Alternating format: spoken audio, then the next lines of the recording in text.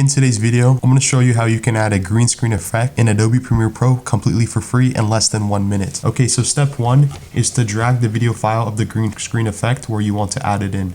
In this case, I have the clip where I want to add it in around right here. Step number 2 is to cut the clip where you want the green screen effect to start.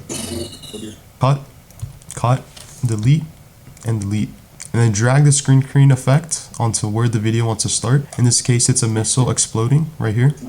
Next step is go under to effects and type in color key.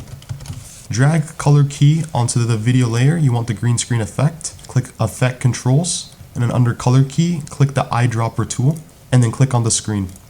As you can see, it automatically detects green as the color. When you go back to effect controls and under color tolerance, drag this to the right. As you can see, it completely faded out. Edge thin 1 for preferences, and this is what this looks like.